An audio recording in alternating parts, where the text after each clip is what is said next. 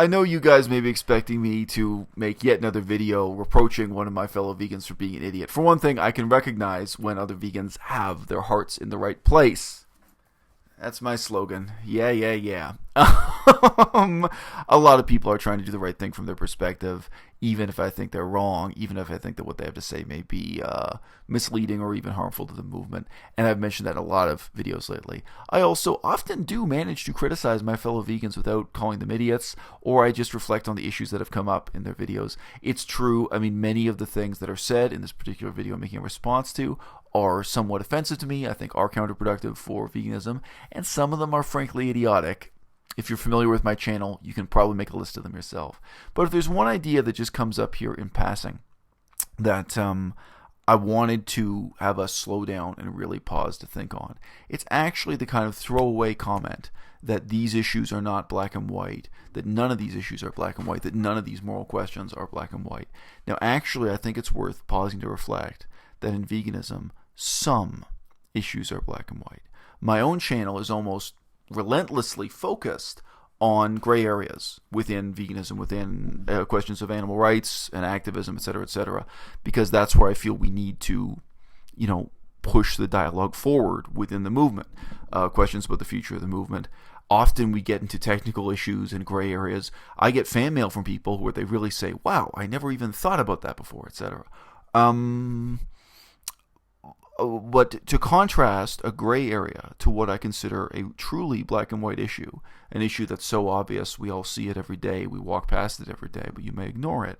I do think that the question of the exploitation of animals in medical research is a gray area.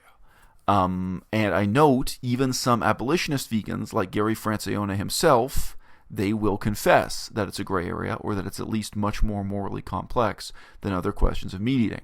So Gary Francione, if you've been watching interviews he gives on television and on radio, he says almost exactly the same thing verbatim every time a journalist asks him about vivisection, which is to say animals being dissected or exploited for, to find the cure for cancer, theoretically, for some supposedly moral and scientific purpose.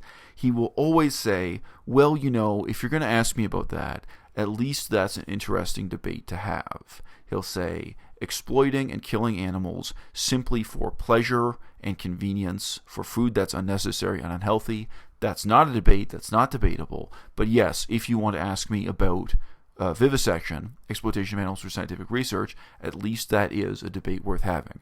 And he'll often vaguely allude to the position of People for the Ethical Treatment of Animals and other parties on this. Now, I am sure that he would never step down from his formal position as an abolitionist vegan, which is to say, everything should be abolished. It's not that nuanced. It's not that hard to grasp. I mean, I realize that's where he's coming from and where he's going. Fine. But implicit in that whole approach, which again, I have heard him say verbatim to many different journalists, it is actually acknowledging a gray area, or at least something of greater moral complexity than meat itself. But in as much as we acknowledge gray areas, the concept becomes meaningless if everything is a gray area. I think it's also really worthwhile to acknowledge what is a hard black and white issue within veganism. I live in a society where everyone around me is wearing leather shoes. Why? Leather shoes are obsolete. 500 years ago, different situation. Today, leather shoes do not in any way positively contribute to society. There's no utility. There's no justification. They are as close to a pure evil as anything imaginable. With most complex moral questions, we're looking at a trade-off. People say they want to support human rights in Syria. When they say support, what they mean is engage in an aerial bombardment campaign. Well, if your method of supporting human rights is dropping bombs on human beings, I do understand the rationale, I do understand the political goal, but there's a trade-off. There are obviously both advantages and disadvantages to aerial bombardment as a method of promoting human rights, whether it's in Syria or in Laos or Cambodia. And United States foreign policy has a very, shall we say, mixed history of the use of the Air Force as a method of promoting as a method of promoting human rights abroad. Different debate. But when we're looking at something as simple and ubiquitous as leather shoes, we see leather shoes around us every day. We're looking at something that people primarily buy because it's associated with wealth, with privilege. I mean, leather shoes, I can remember from my childhood. Keeping it all the way real, when I was a child, one of the objects in our household that fascinated me was a little box that contained all the tools that people needed to polish leather boots. There was a brush, and there were these chemicals, and the chemicals had this toxic smell, and it was this sort of complex, fascinating world. And when I asked my parents about it, they said, yeah, in the past people used to do that as a job. People would actually shine shoes for a living. This used to be something really important in Western culture. People used to put in a lot of time and effort to shining their shoes. There's sort of all this cultural baggage around polishing and shining and maintaining boots, leather shoes.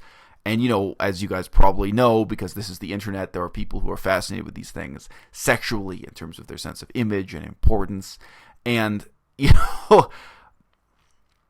when it comes right down to it, you're torturing animals to death, you're exploiting them, you're having animals being born and living their whole lives in a shed, in a concrete, on a concrete floor in a steel cage under a steel sky to produce an object that has zero utility.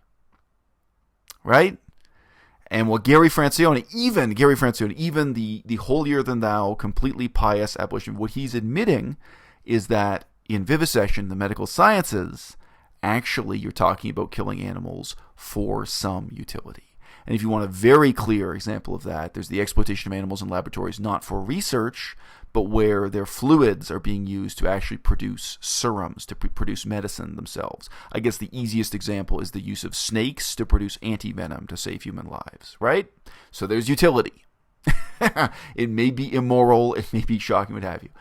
Not everything can be a gray area, right? Not everything is debatable. And what's interesting to me about vegan politics, in contrast to every other form of politics, is that the most black and white issues are the ones staring us in the face every day. What should American foreign policy be in Syria? It's not a black and white issue. Right now, what should American foreign policy be in the Ukraine? It's not a black and white issue.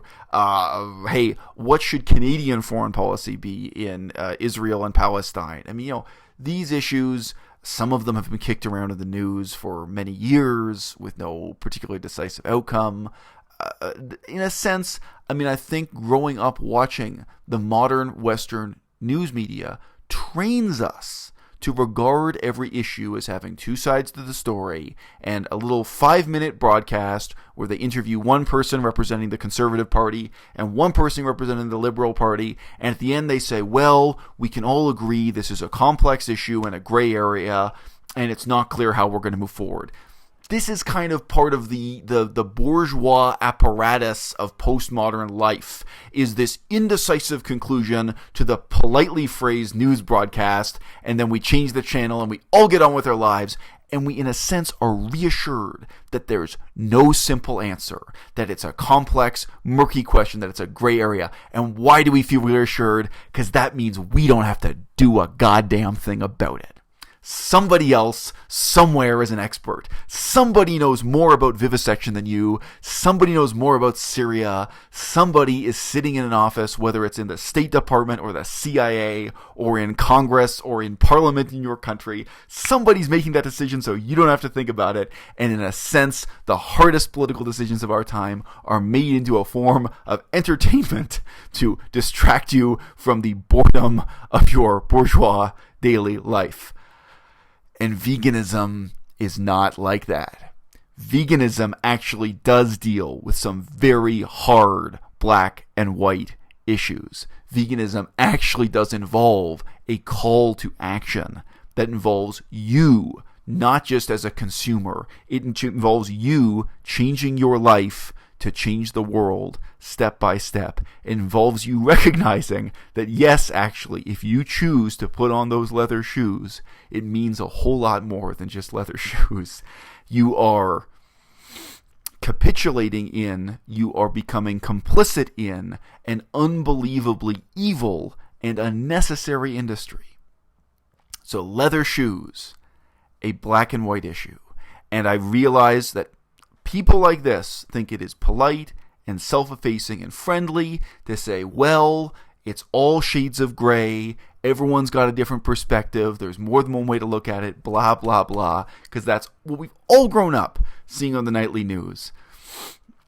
Sometimes in politics, yes, we have to say, this is black and white, there's right and wrong, and in some sense, negotiations are over. Given these facts, you've got to make a choice for what kind of person you're going to be and whether or not you're willing to get up off your ass and buy a new pair of shoes on point of moral principle. Really, compared to getting off your ass and trying to do something for human rights in Syria, it's not asking a lot.